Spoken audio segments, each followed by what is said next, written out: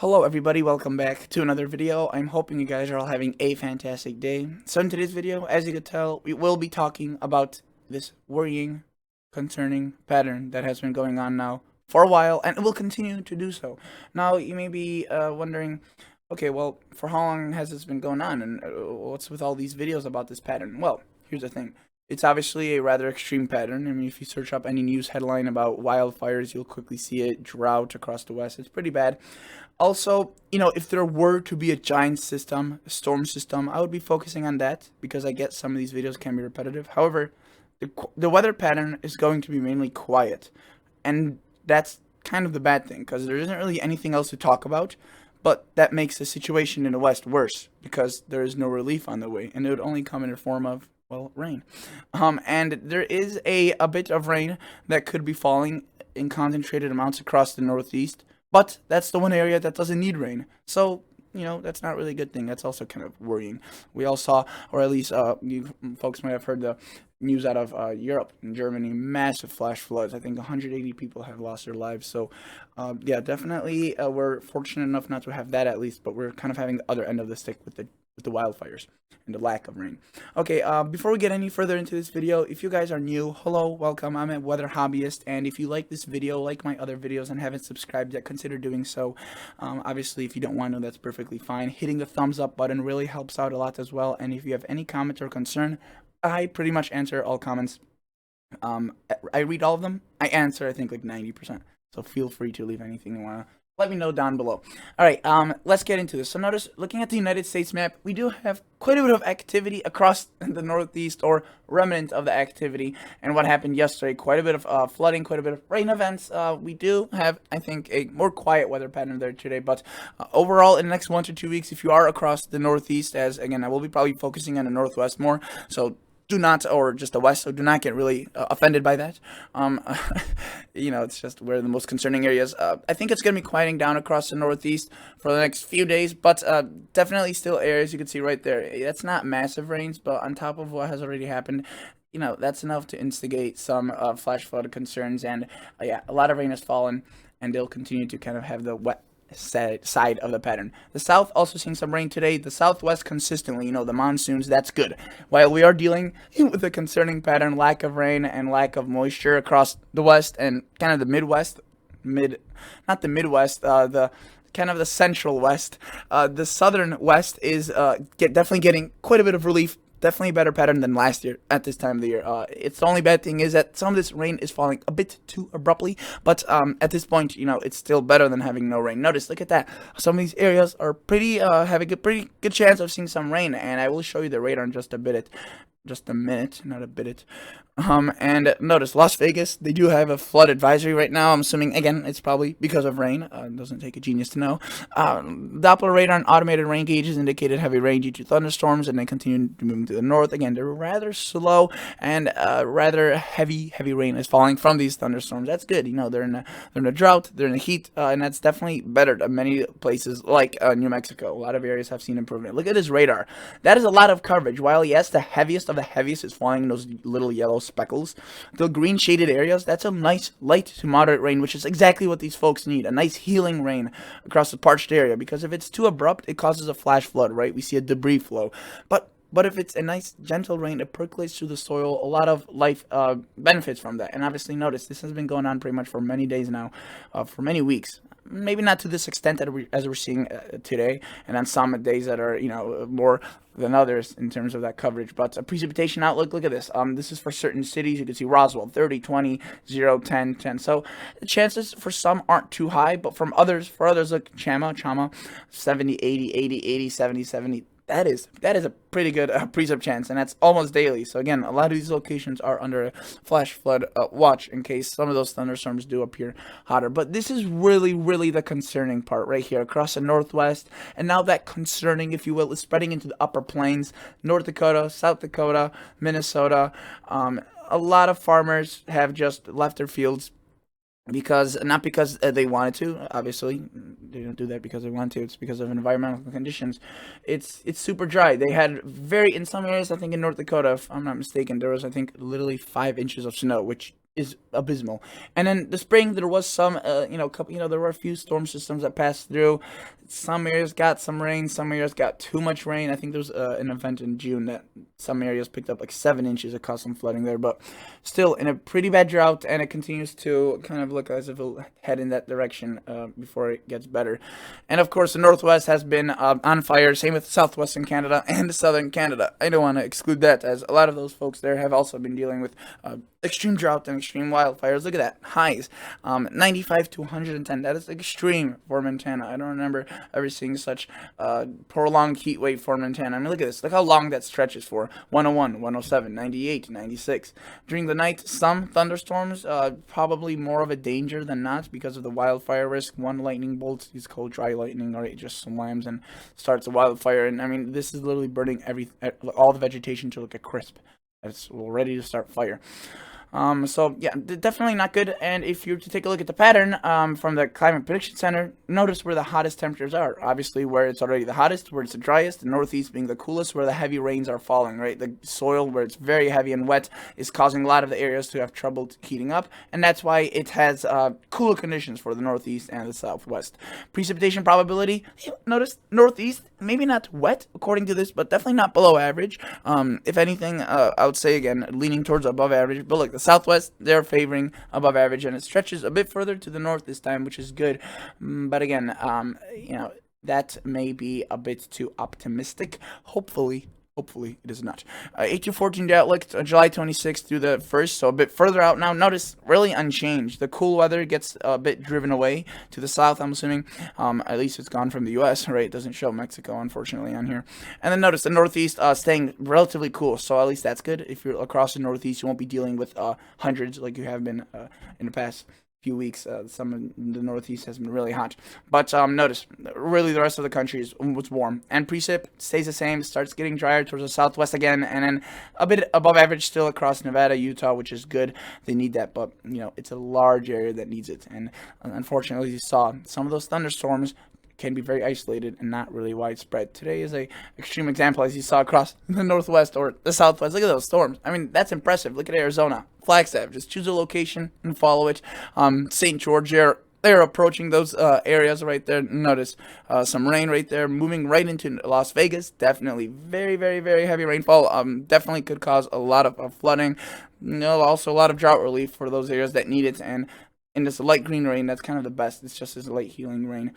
And this has been going on for days, so one after the other, it adds up and helps out quite a bit. Notice further across Utah, Nevada, definitely some showers, but again, nothing too extraordinary. The northwest is pretty much dry. In the south, this is what it looks like. There's a northeast and into southern Canada, also seeing a bit of shower activity. Let's take a glance now at some of the weather models. The European model. Let's see what it shows in terms of precipitation. Look. So the southwest U.S. being definitely favored. Notice, look at that. A lot of pop-up activity similar to what we're seeing today. Then across the southwest, that continues. Notice, during the day, it kind of dies down, but during the daytime heating, it pops up. Look, Tuesday afternoon, right? Tuesday night kind of dies down. Definitely a bit of activity survives overnight, but then look, during the day it pops up. Notice the northeast, the south staying a bit wetter. We do have a low pressure pulling away there, mainly into southern Canada, Ottawa, Toronto, Montreal, definitely seeing some rain showers out of that. Notice the northwest and northern plains, southern Canada, not much. There is going to be northwest flow, so there are going to be small disturbances riding through, but notice they are relatively small, moisture starved, and for the areas that they do bring rain, it will be beneficial and definitely could fall pretty heavily. But notice it only gets big right there. Look, it kind of consolidates with the moisture flow to the river from the south, and that's why the northeast could be favored with some pretty good amounts of rain additionally to what they already have. Look right there, the south, the northeast, a bit getting in on that. Again, notice a decent cold front potentially this weekend across the Midwest and Northern Plains. That would be a good news. Fortunately, some of that could be severe. Like the Southwest, continued rain. And then notice the Northeast. Look, quite a bit of showers, quite extensive systems. And you can see it's followed quickly by another one starting to develop. So really missing out the Central U.S. and Northwest and Northern Plains and kind of congregating on the Eastern Great Lakes and the South. But even there, it's nothing too extraordinary. It will be wet in the scheme of, the large scheme of things, but I wouldn't call it wet. Look at the Central Plains and into the Northwest. A lot of these locations are seeing absolutely nothing. The few areas that do see it is not much either. You get lucky, you get a half an inch. half an inch should be widespread for everyone, and that still might not, make the pattern much better. So yeah, this is definitely gonna make things a lot worse before they get better. Look at that, Nevada, or sorry, the Sierra Nevada right there picking up decent amounts. The Southwest, again, that is the only good news of this forecast. Into Mexico, Arizona now, New Mexico, Colorado, Utah picking up really good amounts of precipitation towards the south as well. But notice the Northeast as well, right? But again, an inch and a half in the next 10 to 15 days is average, I would say. It's nothing extraordinary. It's definitely wet compared to the rest of the country, but you could also see where this conveyor belt goes into southern Canada, into the Northeast. So yes, there will be precip chances, but you could get missed out and be in one of those areas that doesn't pick up that much, and you're screwed. And notice that the upper plains, the southern plains, gets pretty much dried out. Same with the mid-Atlantic. It's just these few areas where these clusters kind of occur, and across the south and into Mexico. I mean, look at portions of Mexico, widespread amounts of up to 3 to 4 inches.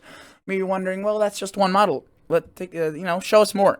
I'll show you another GFS model. This one goes out way further out, 384 hours. So it shows us more rain. Obviously, it's further out. But notice, large patches still dried out, especially where the worst of the heat is occurring. And notice, look at the southeast. Lots of rain. The Northeast, again, as I said, the Great Lakes region, Northeast, maybe seeing more activity, especially the Great Lakes, maybe towards the end of the long range. Initially, it just looks as if it's going to, again, stay drier. Southwest, lots of rain potentially, continued every day of similar situation, potentially getting into some of the areas that needed a lot. But again, the Southwest definitely picking up a lot of rain. That could honestly curb a lot of these areas from seeing worsening droughts. So, there is good news. It's just that overall, the concern is the Northwest and Upper Plains, and kind of look at that. I mean, some of these locations seeing absolutely nothing in the next 15 days, which that could cause drought easily, even if there isn't any in the first place, but there is already some signs of concern. And then notice the Northeast, again, as I mentioned, the activity does pick up, but I do want to say, 2 inches, that's not going to cause a flood. If you were to see a pocket of 7, 8, yes, that's more concerning, but I wouldn't say an overall wet pattern, maybe an average pattern that looks wet compared to the areas that have absolutely nothing. So notice this is the GFS, very, very similar. The Southwest every day, pop-up thunderstorms. Same with the South.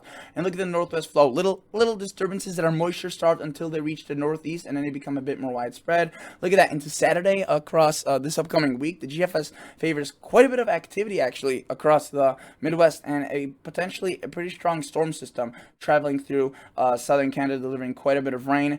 And then look, the South seeing additional rain. Same with the Southwest. A few clusters again across southern Canada, the northern plains, again, kind of just pop up little showers and maybe a few cold fronts.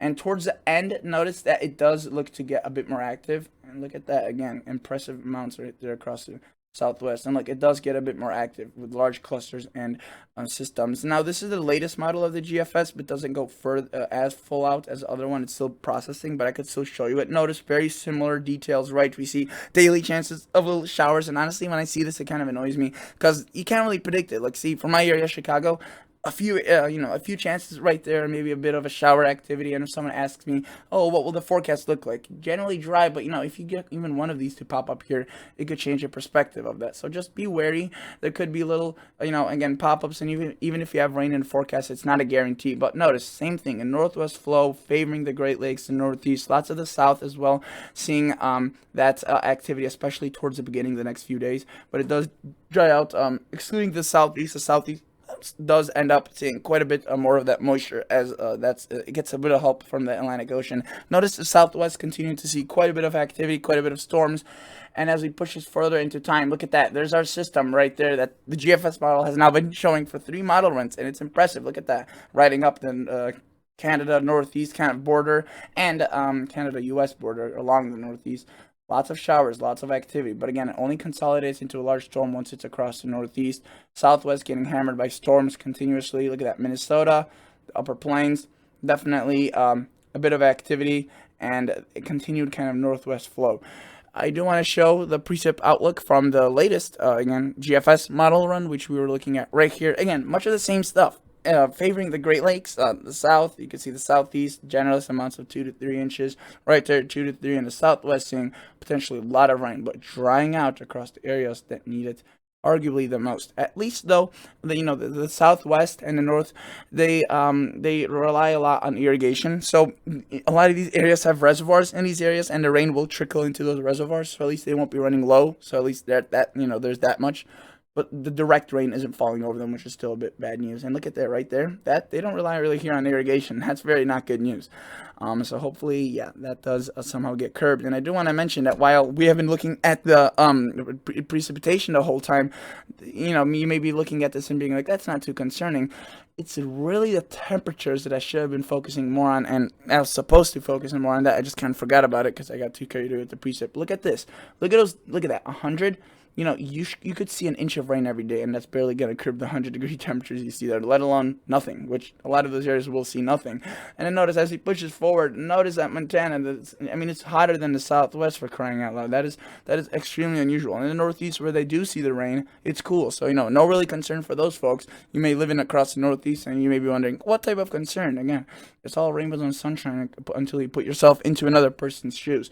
Look, I mean, that's horrendous heat across areas that could be seeing very little precip. The Southwest, the Northwest, notice, right? It's still warm, above average. Where the areas that it's raining, it's going to be cool. So, again, not much concern across those areas. But look, the Northwest, drying out, again, not much precip here, if you recall, and very, very hot temperatures. And as he pushes forward 15, 20 days out, just constant copy and pasting of the same story. I mean, 100 across southern Canada, that's unusual, right? Definitely unusual.